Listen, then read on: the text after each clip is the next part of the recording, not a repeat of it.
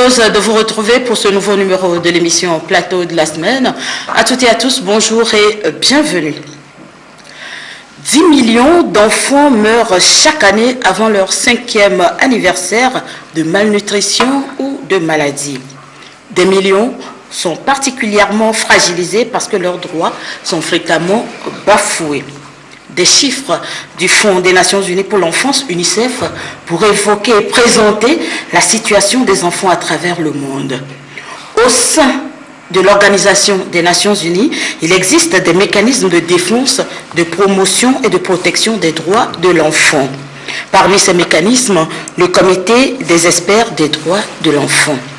Comité dont fait partie notre compatriote, une Togolaise donc, Madame Suzanne Aro Assouma. Élue en juin 2014, la candidate du Togo a vu son mandat renouvelé au cours de la 17e session du Comité des experts des droits de l'enfant des Nations Unies, tenue le 25 juin dernier à New York. Avec elle, nous allons évoquer la situation des enfants dans le monde, ce que ce comité fait concrètement pour les enfants dans le monde, bien sûr, et spécialement au Togo, et puis les dispositions à prendre ou prises pour amener les pays à réellement protéger les enfants. Bonjour madame. Oui, bonjour et merci. Et merci d'être là. Merci. Voilà, tout de suite, quand on dit protection de l'enfance, oui, qu'est-ce qu'on doit comprendre? Comment est-ce qu'on doit protéger cette enfance-là? Et qui doit la protéger? Bon, je pense que l'enfant vient d'une famille et que normalement c'est cette cellule qui doit d'abord commencer la protection de cet enfant.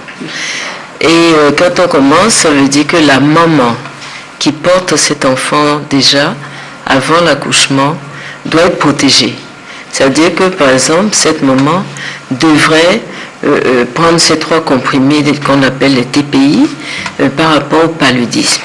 On doit lui faire la vaccination contre le tétanos. Donc en fait, il faut lui donner aussi toutes les informations et la faire suivre en consultation prénatale.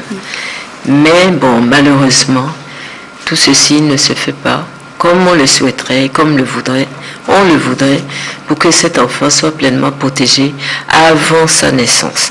Et dès que cet enfant naît, il doit aussi faire l'objet de certains soins, comme les vaccinations, les consultations et autres, jusqu'à ce qu'il puisse se développer. Et après, le tout premier droit de l'enfant, c'est de lui faire établir son acte de naissance. Mais malheureusement, dans le monde entier, comme vous venez de le dire, le monde entier a ce problème, et c'est un problème qui est récurrent sur le plan mondial. Donc nous, par exemple, on avait été surprise lorsqu'on a reçu un État européen et on a pu constater que cet État, c'est comment des enfants dans un État pareil, qui par rapport à notre pays est très développé, que les enfants ne soient pas déclarés, qu'on ne s'en occupe pas, ou bien dans un autre pays, que du fait, parce que l'enfant n'a pas cet acte de naissance, n'a pas accès aux soins de base, c'est-à-dire à la santé, à l'éducation. Donc vraiment, pour moi personnellement, j'ai trouvé que c'était ahurissant et c'est choquant qu'un enfant ne puisse pas avoir accès à des droits, c'est-à-dire à des soins de base. Vous l'avez dit, mais protéger l'enfance ou protéger l'enfant, contre quoi et contre qui? Mais justement, il faut le protéger déjà même par rapport à ses parents. Par exemple, un parent qui aujourd'hui refuse de vacciner un enfant, mais il faut le protéger, cet enfant, par rapport à son parent. Ou l'enfant qui fait l'objet de placement ou de trafic. Il faut le protéger de ses parents qui, par exemple, le remettent. Peut-être que c'est une tante qui vit au Gabon, on remet l'enfant. Ou bien le parent qui refuse à la fille l'accès à l'école parce que c'est une fille, sous prétexte qu'elle ne va pas pérenniser le nom patronymique et qu'elle va plutôt pérenniser le nom de son mari. Donc, ou alors la fille, parce qu'elle est fille, du fait de son statut, elle n'a pas certains droits par exemple, le droit d'aller à l'école, ou alors, c'est une fille qui est juste bonne à être mariée, ou alors, elle est soumise au MGF, aux mutilations génitales féminines. Et puis, le mariage précoce, ou le mariage des enfants. On a vu des enfants 9 ans, 12 ans, qui ont été déjà mariés. Donc, on a pu voir aussi dans un pays où je devais poser cette question à l'État. Comment se fait-il? Vous dites qu'il n'y a pas de mariage d'enfants dans votre pays. Mais comment se fait-il qu'un papa remette sa fille de 9 ans et celui qui l'épouse lui achète une Nintendo? Ça veut dire qu'il sait que c'est un enfant, mais ça ne l'a pas empêché de la prendre pour épouse. Et il va consommer, il la prend à partir de 9 ans par exemple, il peut consommer déjà à 10 ans. Et parce qu'elle joue, la première femme de ce monsieur va la battre. Voilà. Donc, ça veut dire que l'enfant doit être protégé de tout cet environnement négatif qui n'apporte rien à cet enfant, qui le détruit moralement. Après, il a des problèmes de santé mentale, qui le détruit physiquement, qui l'empêche de se développer et qui le détruit aussi sur le plan de l'éducation. Donc, par exemple, je suis désolée de le dire, mais ça se passe dans notre pays, que l'enfant qui va à l'école, mais quelque part, vraiment je suis désolée, l'enseignant qui est censé l'éduquer, l'encadrer, va abuser de cet enfant. On en a vu. Et il y a des enfants, parce qu'ils ont été violés, ils ont été infectés par le VIH-Sida du fait de l'enseignant. Je ne dis pas que c'est tous les enseignants, mais il y a des enseignants qui ne font que ça. Et donc, par exemple, on a eu une école où les filles de la classe CM2 sont une chasse gardée pour le directeur. Et il dit bien aux autres enseignants, vous ne touchez pas aux filles de CM2, elles sont pour moi. Donc toutes les autres, vous pouvez vous les répartir. Donc il a fallu intervenir et avec l'appui du ministère de l'Éducation nationale, le ministère a fait ce qu'il devait faire, mais bien que je n'étais pas satisfaite, et je peux vous dire que jusqu'à présent, je ne suis toujours pas satisfaite de la manière dont ce problème a été réglé. Voilà, nous reviendrons un peu plus en détail sur la situation même au Togo, comme vous venez de l'effleurer, et au cours de cette émission. Vous avez donc été réélu pour un nouveau mandat de 4 ans et au comité des experts des droits de l'enfant à New York. C'est quoi ce comité? Et qu'est-ce que vous faites concrètement dans ce comité-là? Voilà, c'est une question très pertinente parce que tout le monde se pose cette question. Qu'est-ce qu'elle s'en va faire? Pourquoi elle part toujours 3 fois au cours de l'année et tout ça? Alors d'abord, le comité, donc comme vous l'avez dit, c'est un comité mis en place donc, par les Nations Unies qui fait aussi partie des traités des droits de l'homme. Parce que l'enfant aussi, c'est le fils de l'homme. Et que spécifiquement, les enfants ont des droits spécifiques. Donc, ce comité est mis en place après qu'on ait donc ratifié la Convention relative aux droits de l'enfant. Et c'est ce petit document. Donc, ils se sont dit, mais il faut un organe pour pouvoir mettre en place, pour pouvoir appliquer cette convention. Donc, tous les États qui l'ont ratifié, qui l'ont signé, sont soumis à des obligations. Les obligations, c'est lesquelles?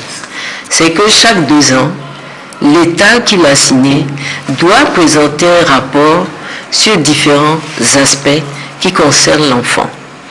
Par exemple, sur le plan juridique, quelles sont les évolutions? Où est-ce que vous en êtes? Comment est-ce que vous mettez ça en pratique? C'est l'autre côté. Comment est-ce que vous mettez cela en pratique? Et quelles sont les mesures que vous prévoyez? Mais le plus souvent, on nous dit, on a mis en pratique, mais ils n'ont pas le budget.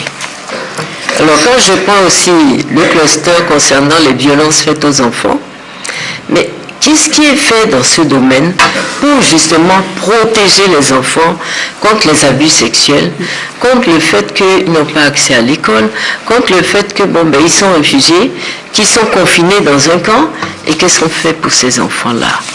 Et les enfants en conflit avec la loi, ceux qui sont par exemple à la brigade pour mineurs, ou bien est-ce qu'il y a des structures d'accueil pour ces enfants? Les structures, par exemple, lorsqu'on parle de détention préventive, parce que l'enfant ne doit pas être poursuivi comme un majeur. Donc, qu'est-ce qui est fait dans ce domaine et tout ça? Et s'agissant de la famille, en matière d'adoption, quelles sont les mesures? Est-ce qu'il y a un organe sur le plan national qui met en pratique l'adoption? Et est-ce que le pays a ratifié la Convention de la Haye par rapport à l'adoption internationale? Est-ce que c'est respecté? Donc il y a beaucoup de problèmes par rapport à toutes ces situations.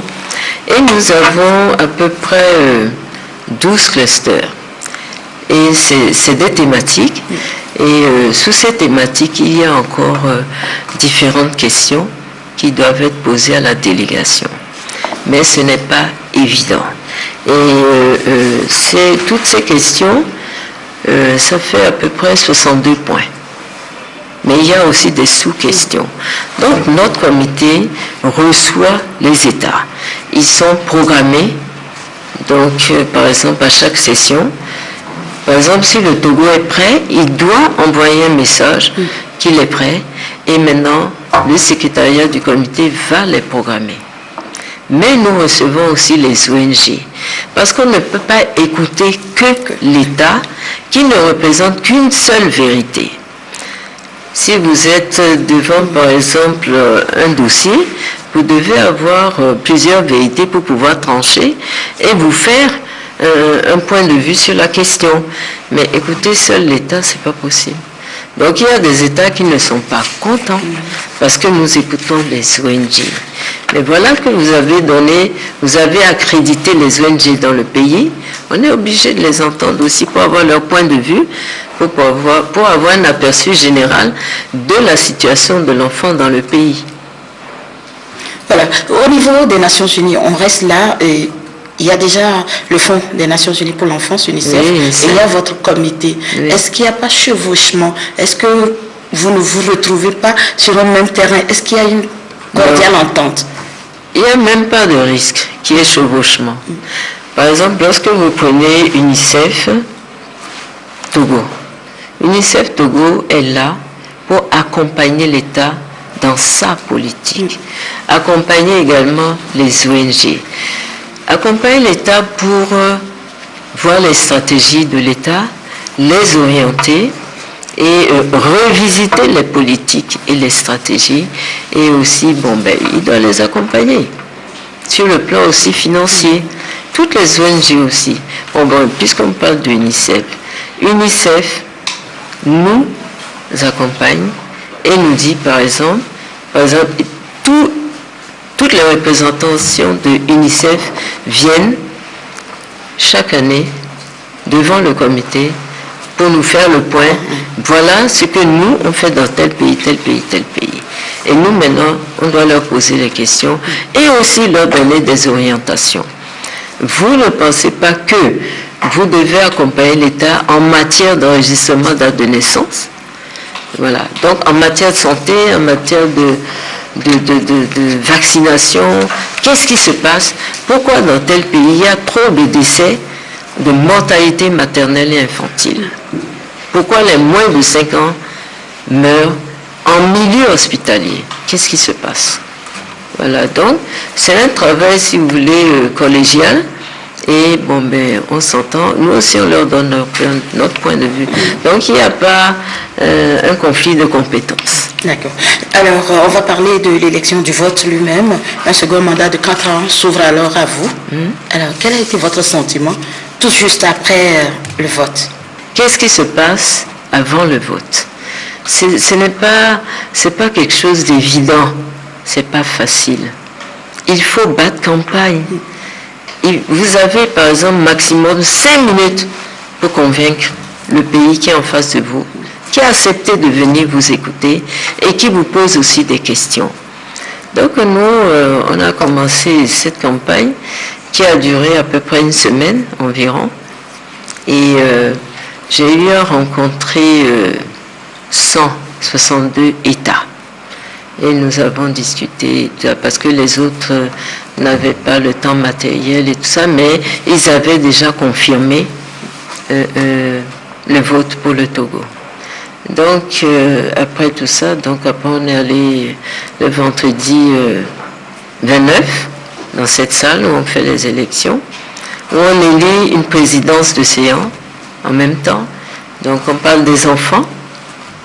Et si un État a un discours à faire, on lui donne la parole et il fait son discours. Donc, pour les États qui ont parlé ce jour-là, c'était la Russie, qui interpellait justement le comité sur sa manière de travailler parce qu'elle n'était pas contente d'une observation. Ensuite, il y a eu le Mexique qui a parlé de la situation qui prévaut aujourd'hui aux États-Unis par rapport aux migrants qui avaient été séparés, surtout les enfants 4-5 ans ont été séparés. Donc le Mexique a parlé de sa désapprobation qu'il a qualifiée d'inhumaine. Et tout, et qu'il souhaiterait vraiment que tout le monde puisse réagir. Bon, par exemple, devant une telle situation, notre comité, normalement, devrait pouvoir interpeller l'État qui a eu à poser cet acte. Mais on n'a pas pu le faire, parce que les États-Unis ne sont pas membres signataires de cette convention relative aux droits de l'enfant.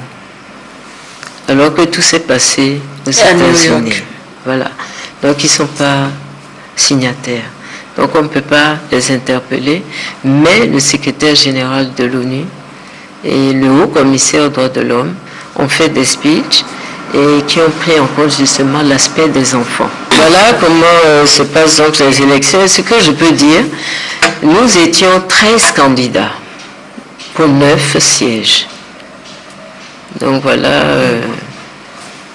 et c'est ainsi qu'on a été, donc le vote a eu lieu. Et puis, bon, pour ne pas revenir à la question que vous avez posée, je me suis dit, c'est pas que moi j'ai sauté au plafond, mais je me suis dit... milité en votre faveur. Quels ont été vos soutiens? Bon, ce sont les États membres. Et surtout ceux que j'ai rencontrés, ils ont été, bon, comme on dit chez nous, on ne peut pas danser et s'apprécier. Oui. Ça a été très difficile pour moi de parler de mes activités. Voilà, pour arriver à les convaincre. Oui, donc j'ai parlé de tout ce que je fais dans notre pays et surtout de ce document que nous avons réalisé avec les enfants togolais. En fait, ce document, c'est la Convention relative aux droits de l'enfant qui a été réécrite par les enfants dans leur langage, et si vous pouvez le voir, donc ça a été même illustré par les enfants. Donc les pays que j'ai rencontrés, pour certains, m'ont demandé des exemplaires. Donc je leur ai envoyé ça après mon retour au Togo. Et ils ont été aussi intéressés par cet ouvrage qui parle du trafic des enfants, que nous avons réécrit. En fait, ça a comptabilisé tout ce que j'ai pu faire, toutes les informations et tout. Et la question qu'ils m'ont posée, c'était de savoir, mais qu'est-ce qui s'est passé après ce livre? Et je leur ai dit, bon, moi, aujourd'hui, ma préoccupation, c'est que, par exemple, le gouvernement togolais, le ministre en charge, devrait pouvoir faire un état des lieux de cette situation du trafic des enfants, que ce soit sur le plan interne ou externe, sur le plan sous-régional, et de voir dans quelle mesure il faut revisiter les politiques et les stratégies pour les adapter à la situation actuelle. Voilà. Donc c'est ce que j'ai pu leur répondre. Et nous avons aussi parlé de la revue de la stratégie Fin Zéro qui concerne les ODD 2 et puisque nous avons été élus pour conduire cette stratégie. Donc c'était de leur dire que après avoir rédigé ce document avec les autres, par exemple la Task Force et tout, c'est de présenter ce document et après de le traduire en projet. Parce qu'il ne suffit pas d'avoir encore un document de plus sur la fin, avec toutes les informations que nous avons eues, et le laisser dans un tiroir. Il faut pouvoir le traduire en action. Voilà. Alors, de votre première élection en juin 2014 à cette nouvelle session, et voir la fin de ce premier mandat. Qu'est-ce qui a été fait? Quel bilan pouvez-vous dresser? Bon, tout d'abord, je ne pourrais pas dresser un bilan personnel, puisque c'est un travail du comité. Tout à fait. Alors, le comité, je peux dire que le fait d'avoir rencontré des États qui sont venus présenter leur rapport, d'avoir rencontré des ONG, surtout les États, c'est que quand on a fini de rencontrer l'État, on lui retourne maintenant nos observations pour qu'au prochain rapport, ils puissent y répondre et voir qu'est-ce qui a été fait encore par rapport à telle ou telle situation de l'enfant dans leur pays. Par exemple, vous prenez l'enfant orphelin du sida, qu'il ait été infecté ou affecté, qu'est-ce qui se fait dans ce pays-là? Deuxième question, qu'est-ce qui est fait pour réduire le taux de séroprévalence dans le pays? Et surtout, en matière de santé, puisque quand vous prenez les États africains, il y a eu la rencontre d'Abuja, le sommet d'Abuja, qui a fixé le taux du budget à 15%. Mais quand on voit tous les États, ils n'ont pas atteint 10%. Il y a aussi le taux de l'OMS qui est aussi de 10%, mais les États n'ont pas pu atteindre ce budget. Donc c'est de nous dire maintenant, lorsqu'ils font des sessions budgétaires, est-ce qu'ils pensent à relever un peu celui de la santé, celui de l'éducation? Donc voilà quelques exemples. Et le problème du comité, nous n'avons aucun moyen de pression, puisque l'État, il est souverain, mais c'est de constamment intervenir, interpeller, ne jamais se lasser d'interpeller l'État jusqu'à ce qu'on en arrive à une situation acceptable et supportable pour l'enfant. Et dans une situation où un certain État ne fait rien, ne fléchit jamais, qu'est-ce que vous faites? Vous faites des interpellations, des observations à chaque fois, et l'État ne réagit pas. Oui. Vous allez continuer comme ça jusqu'à quand? Et on continue jusqu'à ce qu'on ait une réponse acceptable, mais il faut remonter maintenant au haut-commissaire des droits de l'homme. Peut-être qu'ils peuvent porter cette question-là à la commission des droits de l'homme. Voilà, et on interpelle l'État. Voilà. Et puis même au niveau, par exemple, du Conseil de sécurité, il y a aussi des situations où les pays sont en conflit. Il y a des groupes armés et ce sont les enfants qui sont utilisés comme la chair à canon, les enfants soldats, les filles sont abusées et autres, et puis elles font les corvées dans les camps. Donc tout ça, il faut aussi, c'est-à-dire ramener cette question au plus haut niveau, et à force d'interpeller, je crois qu'ils vont y arriver. Quelle obligation pour les pays ayant ratifié la Convention à respecter ou bien prendre en compte les observations ou les recommandations de votre comité? Chaque pays qui, par exemple, ratifie un instrument, il est tenu de remplir toutes les conditions. Ça n'a pas toujours été le cas. Oui, c'est toujours difficile. Donc, on est là comme une sonnette d'alarme et chaque fois il faut dire, vous avez ratifié, vous avez signé. Attention, il y a ça, il y a ça. Donc vous devez y répondre, c'est une obligation, il faut le faire. Voilà, vu tout ce que vous venez de dire, est-ce que le comité est comme un gendarme derrière les États ou plutôt un conseiller? Bon, on peut dire l'un et l'autre, en guillemets. En guillemets, surtout lorsque vous dites gendarme. Bon, en guillemets, parce qu'il faut aussi respecter l'État, il faut utiliser quand même des mots courtois et tout, pour lui dire, bon, voilà, il y a ça qui nous inquiète, qu'est-ce que vous faites dans ce domaine? Et on demande aussi aux ONG, par exemple à UNICEF, d'assister l'État et de l'informer. Par exemple, le ministère en charge de l'action sociale, pour écrire son rapport que nous allons recevoir, doit demander l'aide technique et financière de l'UNICEF pour pouvoir faire ce rapport. Voilà. Alors, il y a un problème qui se pose depuis quelques années, c'est-à-dire vous ratifiez une convention, c'est vrai, vous avez des cas similaires dans votre pays, mais la réalité sur le terrain est un peu différente de ces conventions-là. Comment est-ce que ces pays arrivent à intégrer ces conventions-là dans les lois pays?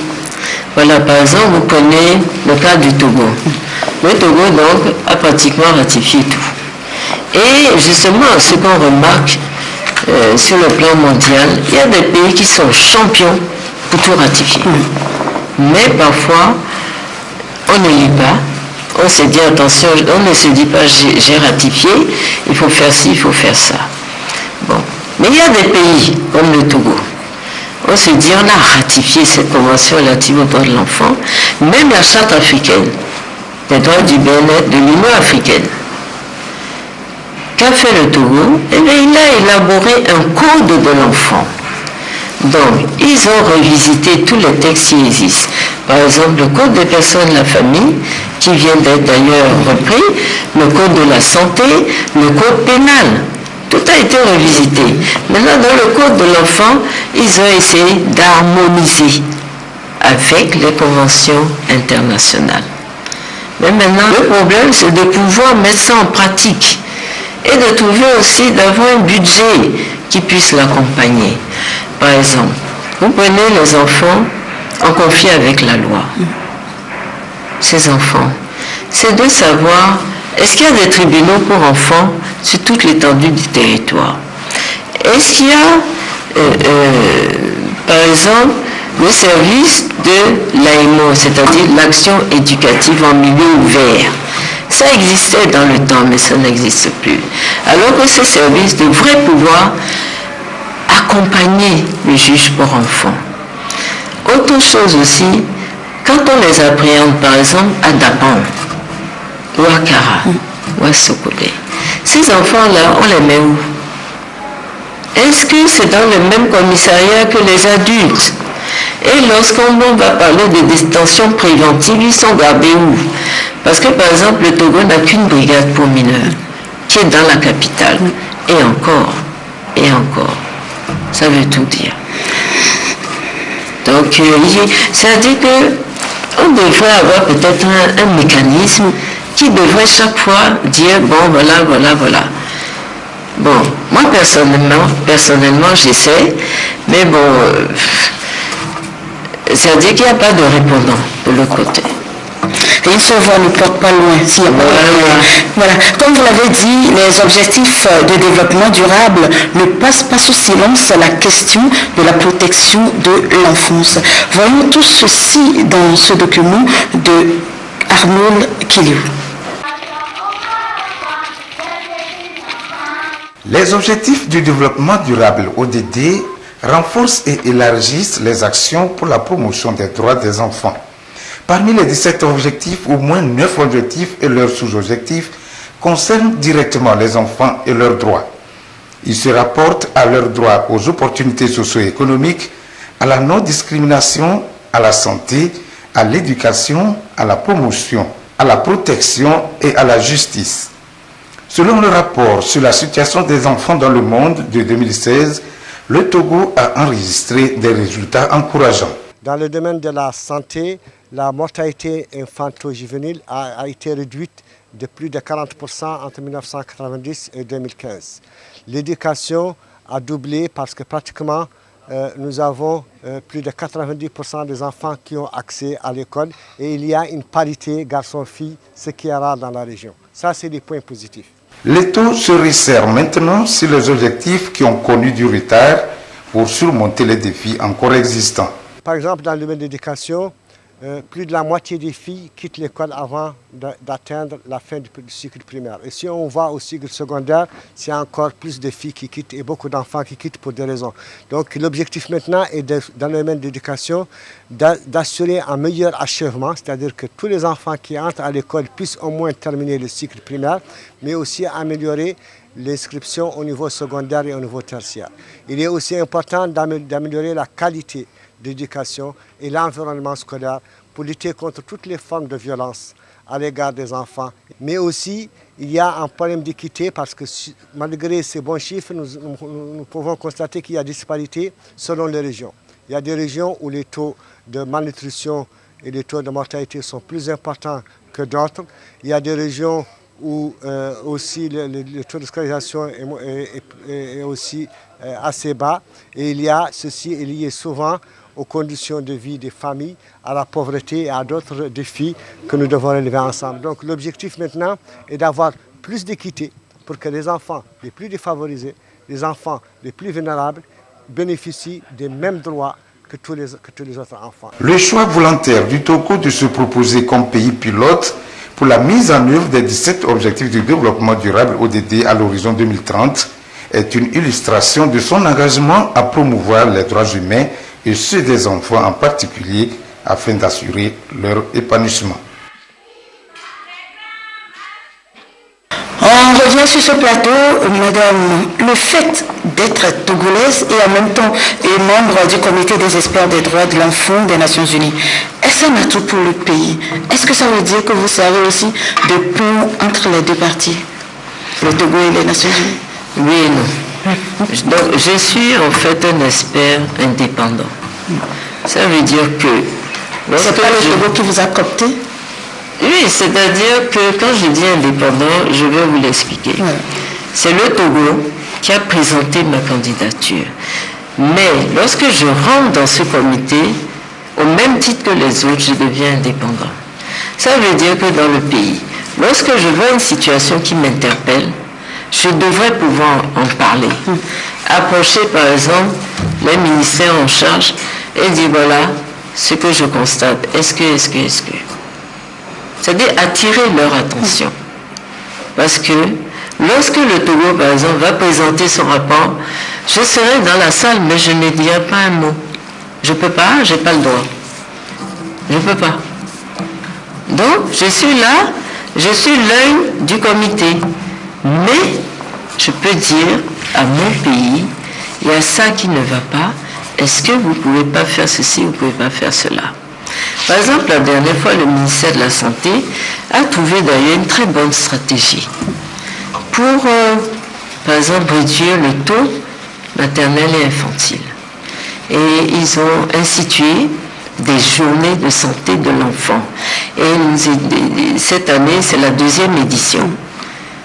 Bon, je trouve que c'est un très bon mécanisme parce que ça rattrape les enfants qui n'ont pas eu toutes leurs vaccinations. Ceux qui n'ont pas été vaccinés, les mamans qui n'ont pas eu tous leurs vaccins par rapport au tétanos. Voilà, donc c'est des campagnes qui vont durer 4 jours et ça va s'adresser à toute la population, aux parents. Les chefs ont été impliqués, tout le monde a été impliqué et j'espère que cette fois-ci, on aura un taux vraiment top pour la ville de Lomé. Parce que la dernière fois, ils étaient à 75%. Voilà. Ce qui nous amène à la situation des droits de l'enfant au Togo. Et quelle présentation aujourd'hui?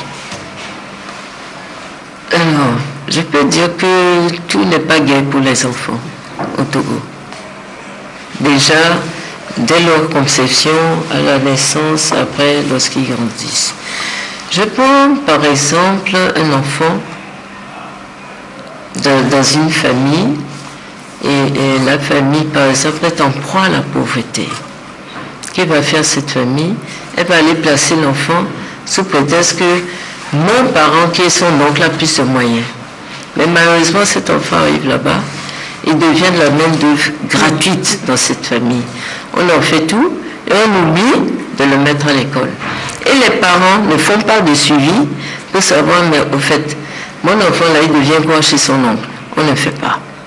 L'enfant qui va à l'école, vous allez voir très souvent, bientôt on va avoir la rentrée, vous allez voir des enfants tout seuls qui traversent une route qui est très fréquentée. Et aucun adulte, il n'y a pas les parents. Après, c'est un accident, c'est un Z qui ramasse l'enfant et l'enfant va être handicapé et tout, ou alors il a une fracture. La maman est tranquille à la maison. Le papa, lui, il est déjà parti. On ne l'accompagne pas. Pire, l'enfant arrive à l'école, les parents ne connaissent même pas sa classe. On ne connaît même pas qui est son ami alors qu'il est assis à côté de quelqu'un, d'un autre enfant. On ne connaît pas l'enseignant. Les enseignants, c'est vrai, relaient les parents, mais ils ont aussi besoin d'entendre les parents, d'être encouragés ou bien même de recevoir des observations. Voilà, pour qu'on éduque l'enfant ensemble. L'enfant qui a abusé sexuellement, par exemple les dernières assises, il n'y a eu que ces cas-là. Pendant les assises, quand c'est pas viol, c'est pédophilie.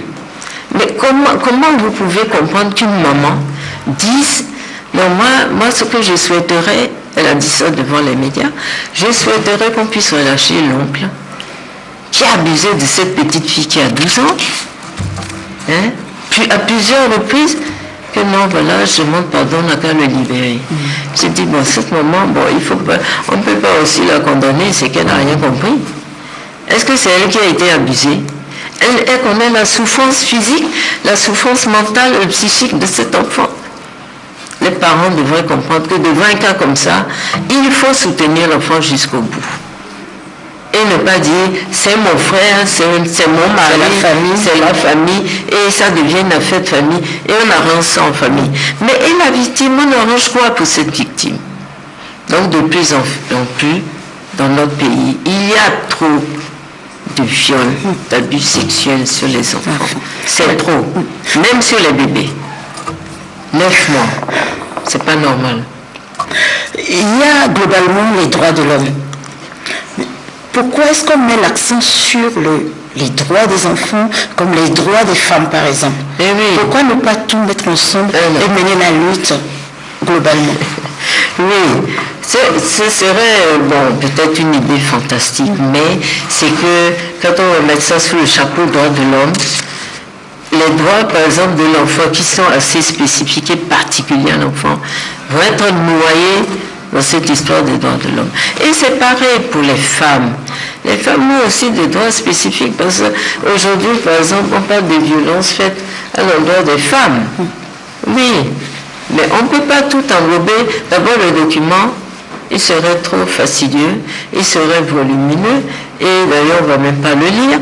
On ne pourra pas poser des actes. Donc, il faut que ce soit spécifique. Par exemple, même les personnes en situation de handicap ont aussi leur comité. Les autochtones également. Il y a aussi le comité contre la torture.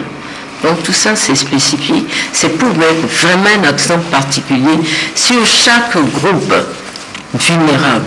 Les enfants sont très vulnérables. Voilà. Est-ce que dans un pays, par exemple, prenons l'exemple du Togo, est-ce qu'il y a des indicateurs? Est-ce qu'il y a un baromètre pour mesurer et le niveau de protection, de promotion et des droits de l'enfant, par exemple? Est-ce qu'il y a des indicateurs? C'est donc qui s'y va. Alors, ces indicateurs, justement, on parlait de l'UNICEF tout à l'heure. C'est l'UNICEF qui va, avec le ministère en charge, mettre des indices pour dire voilà, ici c'est bon, ici c'est pas bon.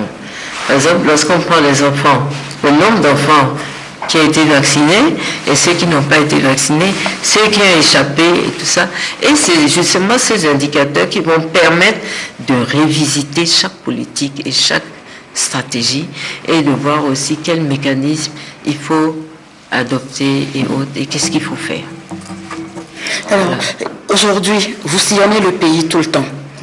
Est-ce qu'il y a des progrès dans certains secteurs? Quels sont ces secteurs? Voilà. Bon, en général, notre pays fait des avancées. Mais j'estime que on devrait pouvoir faire des pas de géant dans certains domaines. On devrait pouvoir les faire, mais malheureusement, d'abord notre pays est confronté à des difficultés.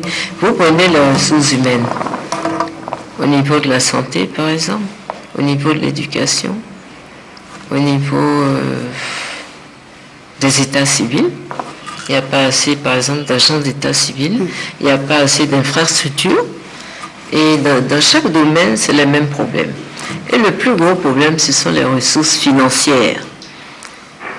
On devrait pouvoir aussi augmenter de temps en temps ces ressources pour pouvoir booster certaines politiques pour arriver à un objectif fixé. Mais malheureusement, il y a toujours des obstacles. Et ces obstacles, bon, ben on est là et puis bon, on a l'impression qu'on regarde et puis bon, on fait avec. Alors que chaque fois, il faut pouvoir, c'est-à-dire il faut constamment être vigilant et redynamiser les activités sur le terrain et être constamment présent sur le terrain pour que l'agent aussi qui vous relaie se dise « Ok, je ne suis pas seul ». Et ça va le stimuler à aller de l'avant. Mais un agent, par exemple, d'état civil, il est dans par exemple à Tigou ou à Tueta. On ne le visite pas. Il fait ce qu'il veut. Il s'érige même en officier d'état civil pour célébrer des mariages. Ou alors, c'est un agent d'entretien dans un milieu hospitalier qui va changer de blouse et qui va se faire passer pour un médecin. Donc il y a beaucoup de cas comme ça. Et quand on n'est pas proche, mais ça se développe, il s'installe dans la routine du racket, de comportements vraiment qui n'en ont pas. Voilà. Madame, on va prendre quelques exemples.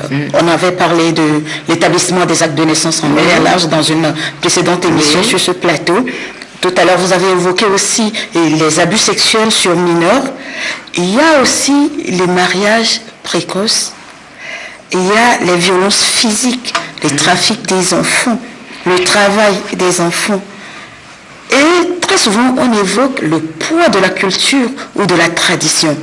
Par exemple, dans certains milieux aujourd'hui, un enfant est malade, il a besoin de transfusion sanguine. Et on dit non, on ne peut pas prendre le sang de quelqu'un et mettre dans le corps de mon enfant. Alors, qu'est-ce que tout ceci représente pour vous qui menez un combat dur contre tous ces fléaux-là? Alors, merci pour cette question. Ce sont des sujets qui m'interpellent constamment. Qu'est-ce qu'on doit faire? Qu'est-ce qu'on peut faire? Constamment, ça m'interpelle. Donc, quand, par exemple, je vois une personne qui, normalement, est dans cette thématique, je l'interpelle. Est-ce que tu ne penses pas que quelqu'un devrait faire ceci? Vous parlez, par exemple, du travail de l'enfant. Au ministère de la fonction publique et du travail, il y a une structure du BIT qui est chargée du travail de l'enfant. Mais je vois que constamment on fait des séminaires. On a recensé par exemple les travaux pénibles pour les enfants. Mais quand est-ce qu'on va descendre avec des inspecteurs du travail, aller visiter les ateliers? Est-ce qu'il y a des enfants, des enfants de 9 ans, 10 ans, 12 ans? Qu'est-ce qu'on fait? Parce que la constitution togolaise dit que l'enfant doit obligatoirement être à l'école. Mais si, à 15 ans, cet enfant a un problème où il ne peut pas suivre l'école, il faut le mettre en apprentissage. Mais qu'est-ce que les gens ont compris? Quand l'État vous dit mettez-le en apprentissage, ça ne veut pas dire mettez-le au travail. Il apprend, mais on n'a pas dit qu'il faut l'utiliser dans un travail donné. Il y a une nuance quand même. Vous allez me dire que le fait de le mettre en apprentissage, par exemple, réparateur de vélo, eh bien, on le met à réparer. Mais un enfant, moi, j'ai souvent vu des enfants, ils disent qu'ils sont apprentis réparateurs. On les envoie chercher des mototrails qui font 2 fois leur taille et peut-être 4 fois leur poids. Et l'enfant, il est là, il traîne. À plusieurs reprises, je suis intervenue. Donc, cette structure du BIT devrait pouvoir descendre. Et on retire certains enfants, on leur offre autre chose. Il y a des centres de formation professionnelle. Mais pourquoi on le met dans cette forme d'apprentissage où il est exploité? Il est même battu. Et quand on perd, par exemple, une pièce de 100 francs, mais l'enfant est battu à cause de ça. Donc il y a des choses qui se passent qui sont vraiment inadmissibles. Donc cette structure normalement devrait descendre. Bon, jusqu'à présent, on voit les séminaires, les formations, c'est tout ce qu'on voit. Voilà. On vous a vu aussi souvent aller libérer de jeunes filles dans les couvents. Oui. Bon, vous parlez de tradition et de coutume. C'est vrai. Par exemple, la charte africaine, nous sommes d'abord des Africains, il y a des traditions, il y a des coutumes. On ne refuse pas qu'il y ait la pratique de la tradition. Mais lorsque ça doit porter atteinte aux droits de l'enfant, à sa dignité, on dit non.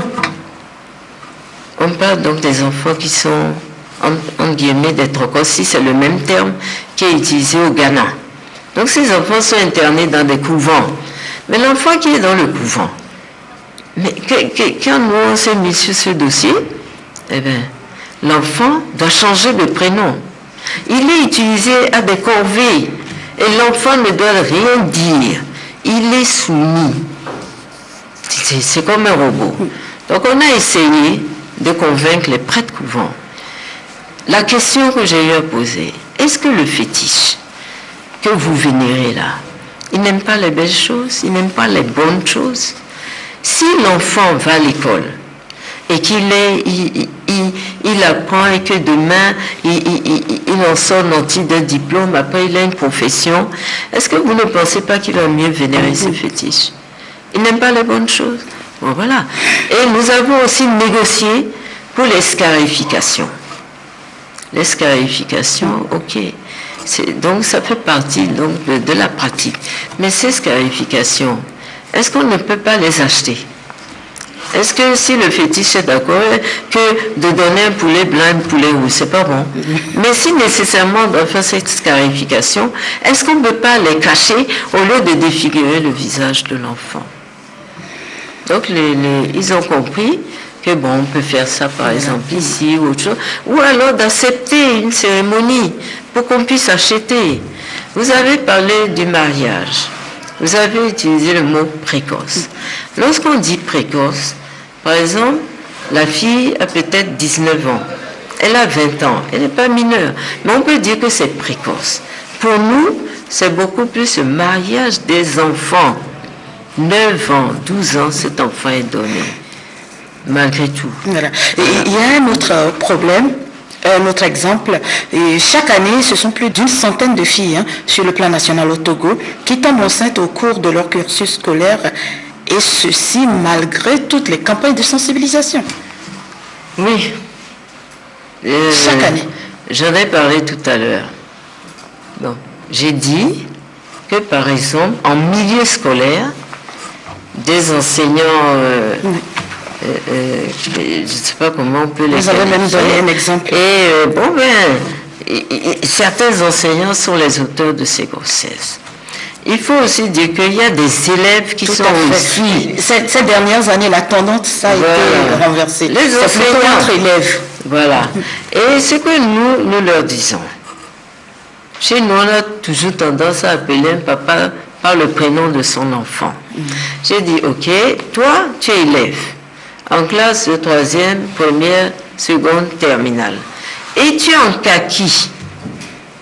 Tu es en kaki. Tu passes, on va dire, voilà, ça c'est le père de Kofi. Et il est élève.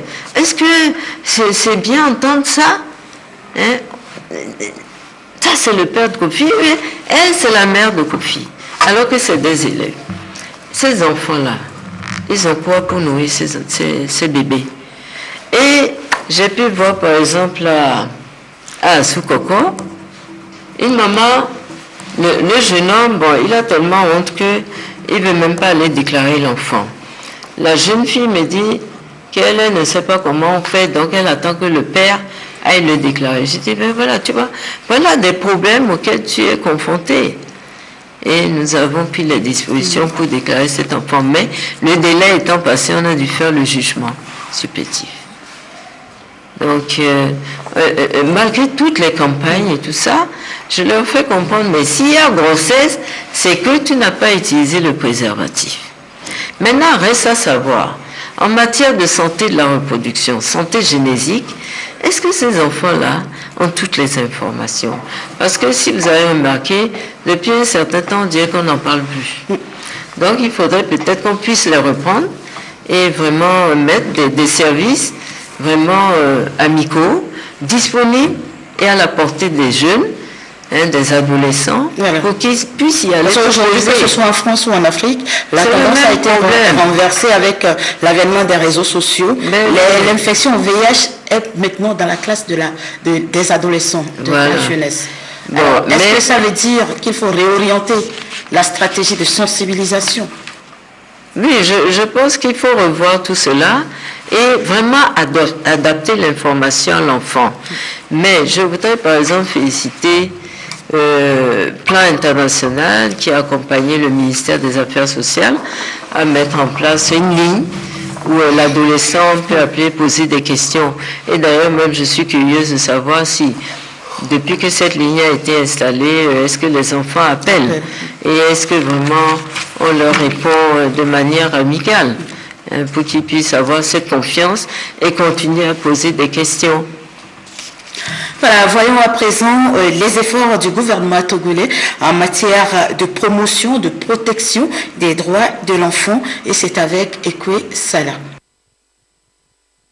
Depuis quelques années, le gouvernement togolais s'est donné comme une priorité la protection et le bien-être des enfants.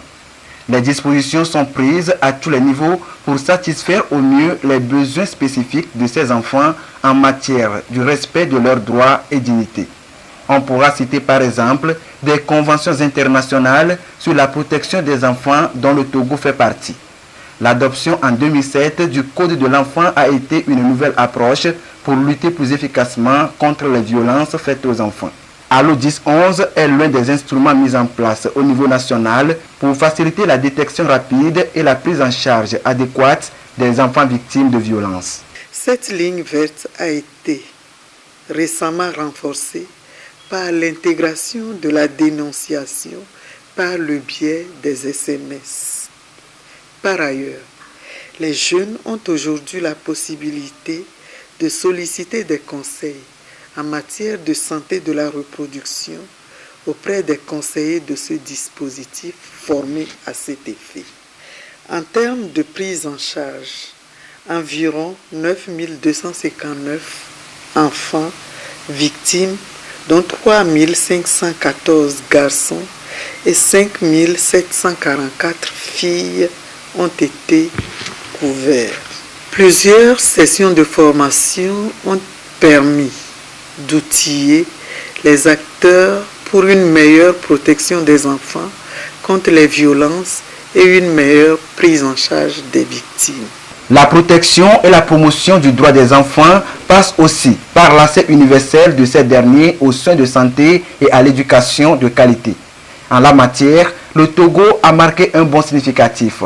On note depuis 2008 la gratuité des frais d'écolage aux préscolaires et primaires et la réduction des frais d'écolage pour les filles dans le secondaire.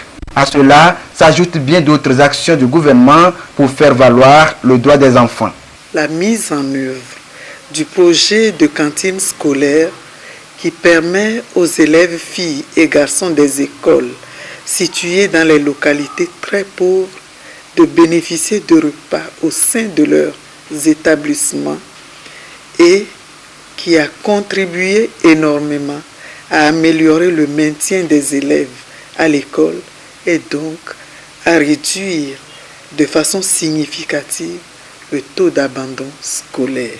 La mise en place du programme de lutte contre les grossesses précoces et les mariages d'enfants, la mise en place du programme de leadership et d'excellence académique des filles, la mise en place du programme Scol Assure au profit de 2 millions d'écoliers et d'élèves des établissements publics dans notre pays. Des séances de vaccination gratuites périodiquement organisées en faveur des enfants de 0 à 5 ans, ainsi que l'implémentation en vitamines et en médicaments déparasitants dans le but de réduire de façon significative la mortalité infantile.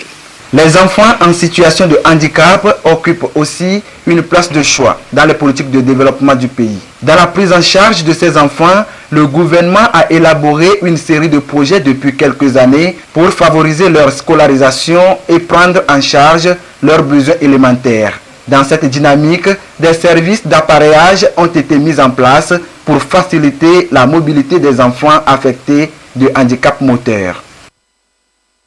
On revient une fois encore sur ce plateau. Madame, vous avez décrypté toutes les campagnes de sensibilisation qu'il y a eu, tous les efforts. Alors, si ces campagnes et ces efforts ne changent pas grand-chose est-ce qu'il ne serait pas judicieux de changer de stratégie et de mettre beaucoup plus l'accent sur la répression? Oui, ça c'est une très bonne question. Prenez par exemple le cas du trafic des enfants. L'État togolais s'est doté d'une loi contre le trafic des enfants. Mais là où il y a le hic, d'abord, qui est au devant de cette problématique? Ce sont les parents. Maintenant, l'État, par exemple, va ramener un enfant du Gabon. Il va l'intégrer dans sa famille. Et le magistrat, au tribunal par exemple, va interpeller le parent, le père ou la mère, qui a été l'instigateur de la remise de cet enfant. Bon.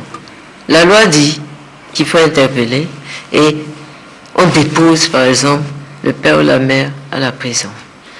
Bon, cette disposition-là est très difficile parce que le papa va vous dire: mais je suis le père de cet enfant. Mais comment vous pouvez, moi, m'arrêter parce que j'ai envoyé l'enfant pour son mieux-être. Donc, il y a des situations délicates où, bon, le juge aussi parfois, bon, c'est aussi un être humain, hein, il est embêté, est-ce qu'il faille vraiment l'arrêter, le mettre en prison? Maintenant, c'est lui le soutien de la famille. Comment ça se passe dans la maison pour nourrir l'enfant, nourrir toute cette famille, prendre en charge la santé et autres problèmes, l'éducation et tout ça, qu'est-ce qu'on fait? Voilà que celui qui pourvoit tout ça, il est en prison. Voilà.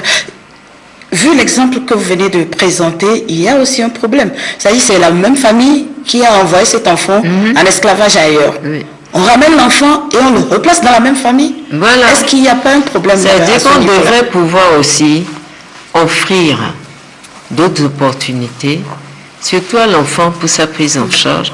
Après qu'on l'ait pris en charge sur le plan de la santé, sur le plan mental, on devrait pouvoir lui offrir une panoplie ou autre chose et pour pouvoir l'insérer. Mais il faut aussi faire un travail sur la famille parce qu'elle ne va pas comprendre pourquoi on lui ramène son enfant.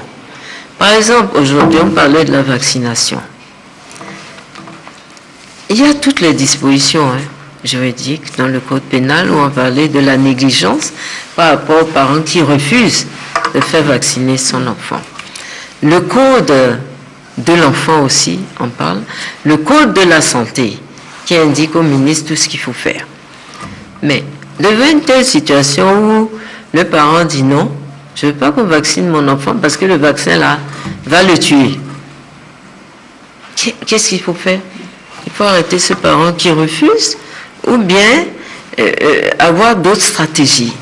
Parce qu'il va se dire, mais c'est mon enfant, mais pourquoi? C'est vrai, il y a la loi.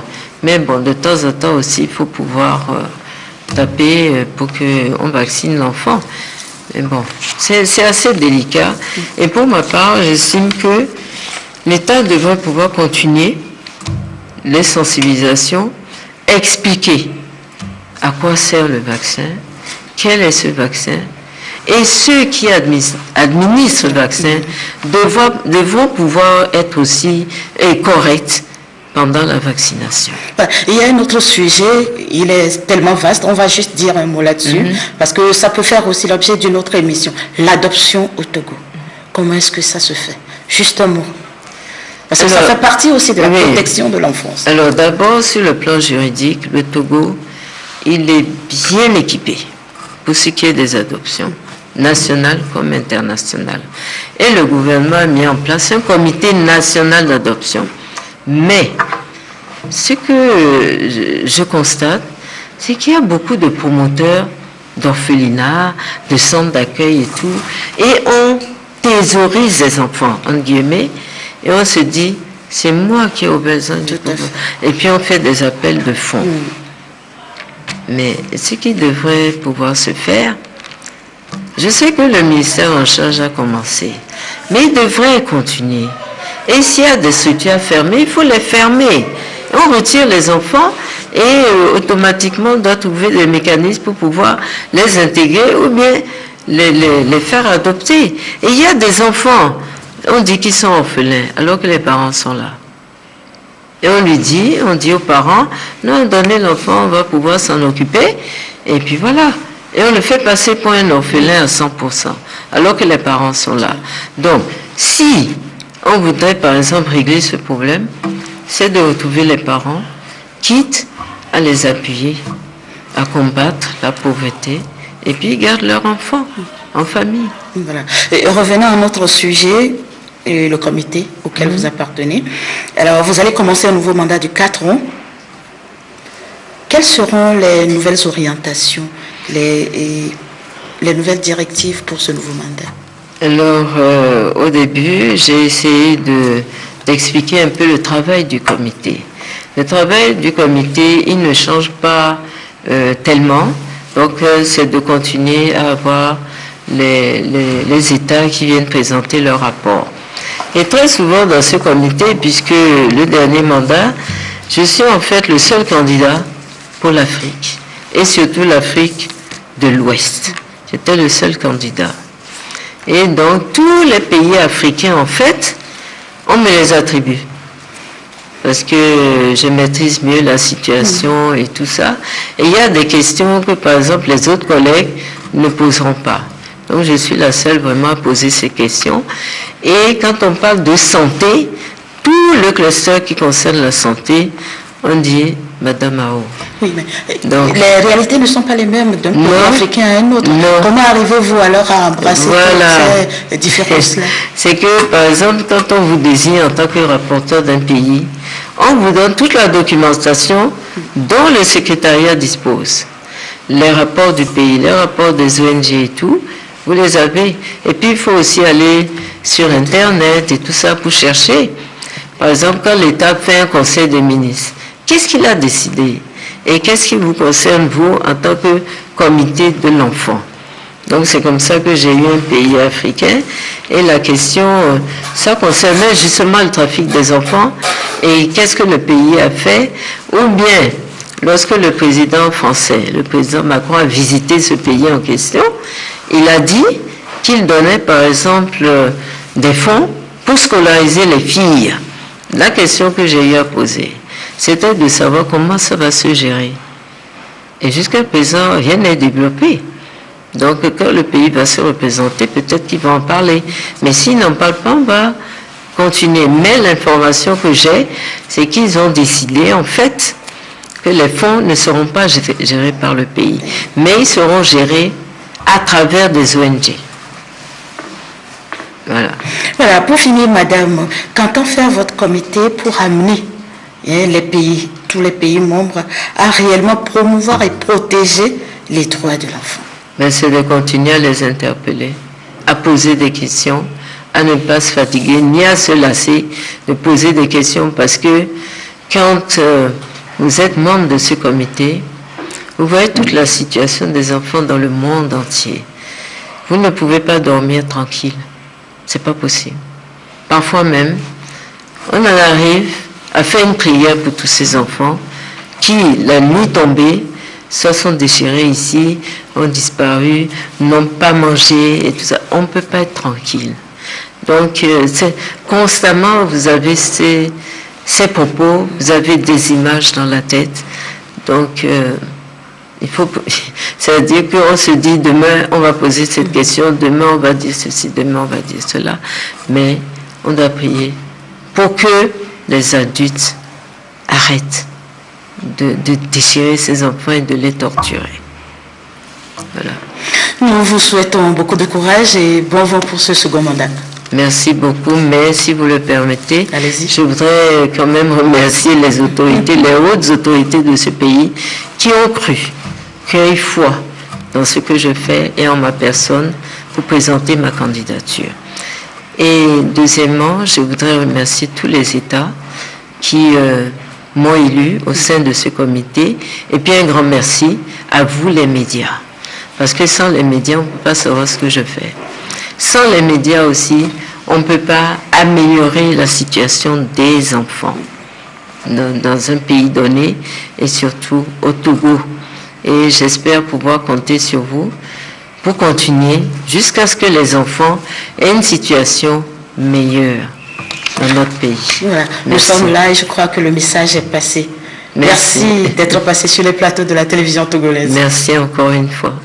C'est la fin de cette émission. Merci à vous de l'avoir suivi.